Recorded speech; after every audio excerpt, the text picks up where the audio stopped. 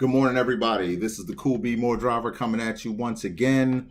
All right, so today I'm going to talk to you about city association, areas that you can drive in, and what you need to do if you are moving to another state.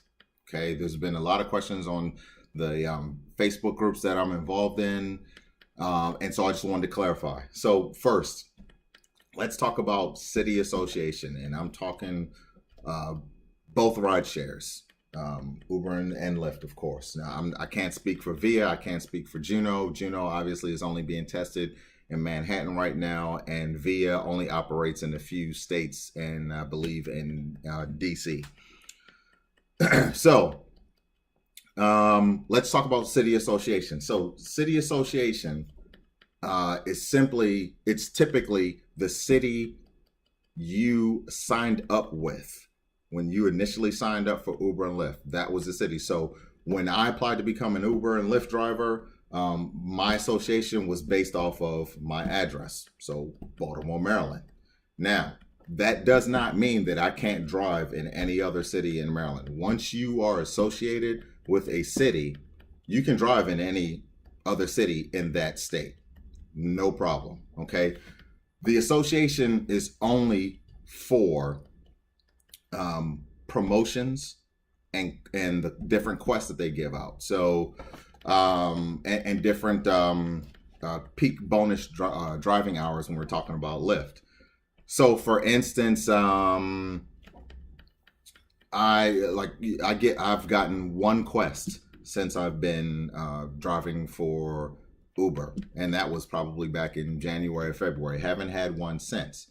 Now, since then, and in another video in an earlier video I talked about this, where another gentleman told me, hey, associate your city with DC and you'll see the different quests come up quite often.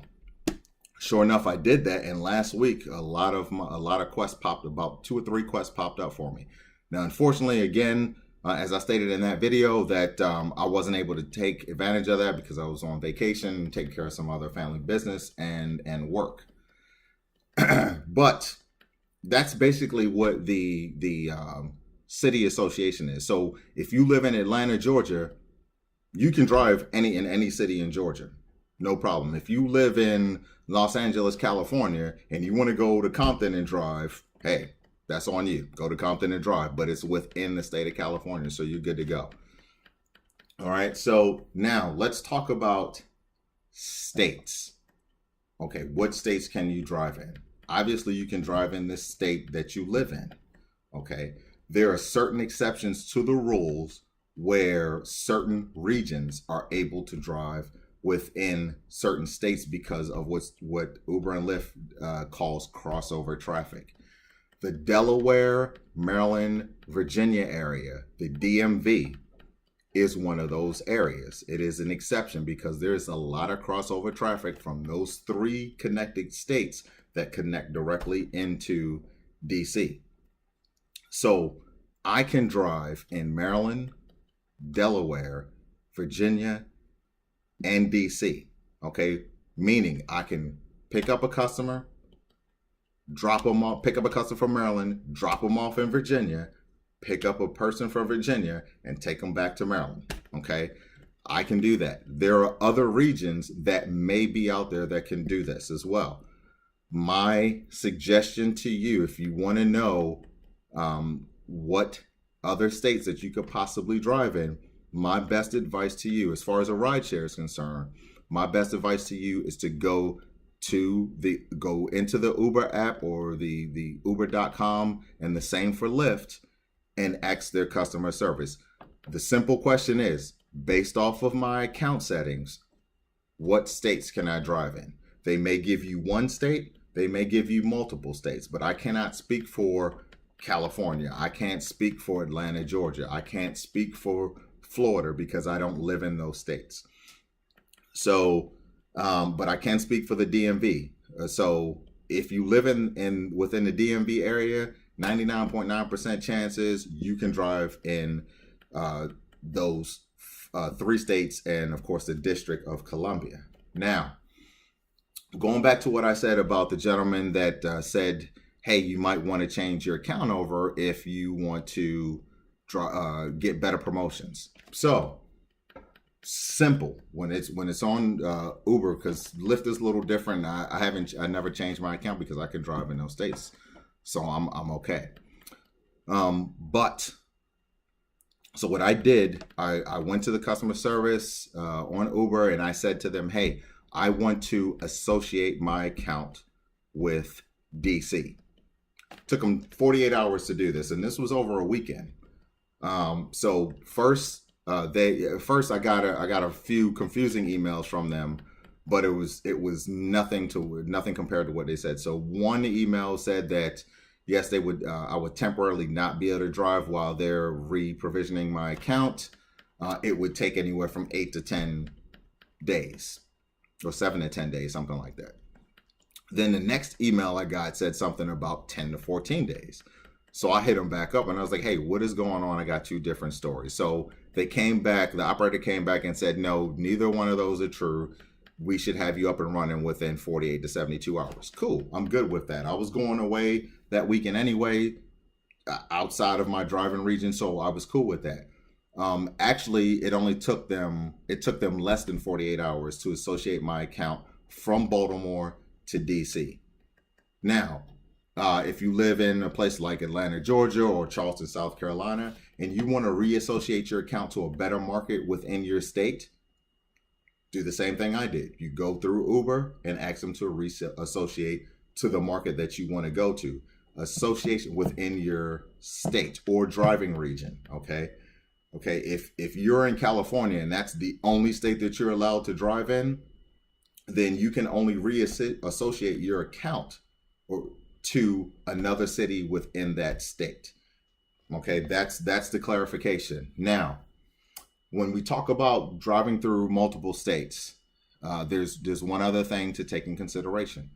Contact your insurance company, because just because Uber and Lyft may allow you to cross over to these different states and drive customers does not mean that your insurance company will.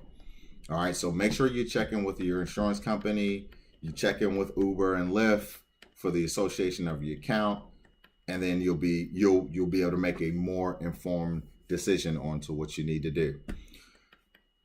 Now, let's talk about if you're moving, and this is probably common sense to a lot of people. They may already know, but let's just say for the less experienced drivers, okay, if you are moving to another state, okay, you're going to be there permanently, or at least for more than 90 days.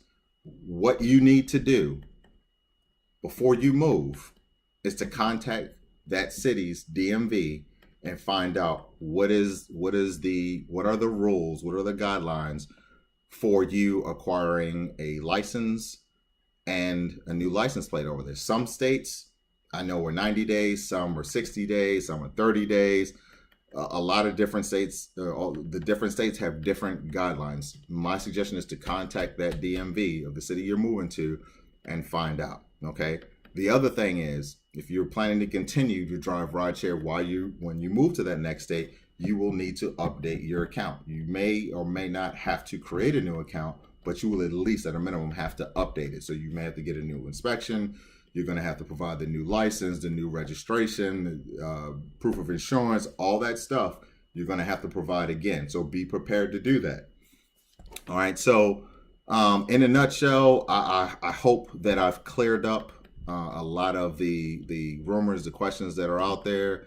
But again, the best way to figure out if you can do or you can't do is to contact the subject matter experts, which is Uber, Lyft, DMVs, that kind of stuff. A lot of information that's put out via the internet is either incorrect or outdated. Most of it is outdated.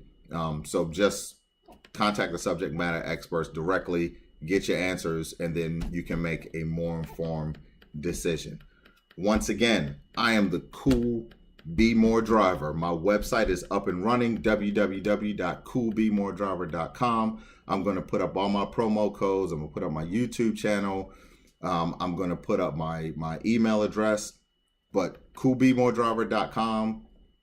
visit my sites, leave positive feedback. And when I say positive feedback, I mean, even if there's something you'd like to see on my website, if I can post it up there, I'm gonna post it up there. All right. My website is PG, so please don't submit any negative or name calling comments and calling people out their names, being rude, that kind of stuff, because I will not approve your comment to be up on the website. Okay. There probably going to be a lot of young drivers. Hopefully there'll be a lot of young drivers that are looking at sites like mine's, and I don't want any of that negativity on there. Okay. So please subscribe to my YouTube channel. You can search for me by CoolBmoredriver. It's probably going to be 2 words, so it's going to be CoolB'more and then space driver. You'll be able to find me. And please subscribe to my channel. I'm working on getting to 100 subscribers. Right now I'm sitting at 20. I just started the week before last. So for those who are supporting me, I appreciate it. Those who are on the Facebook websites along with me, I appreciate your support. Please continue to support me. And hey, you know what? Let's support each other, especially if we're out there at the BWY TNC lot. That shouldn't just be a lot where we just sit and wait for rides. That should be a lot to where we as ride sharers can go and get ideas from each other, share notes. That's what we should be doing. All right, this is the way that we can continue to help each other build our own businesses and again, share information. So once again, CoolBmoredriver, be careful out there because there is a lot of controversy going on with the kneelings that are taking place at the sports events. You know, I'm not going to voice my opinion on it because my opinion is my opinion. Some may agree, some may disagree, but I'm not going to post that information. So just be careful, you know, watch what you say to some people and be safe. This is the CoolBmoredriver signing out. I wish everybody a wonderful day. Take care.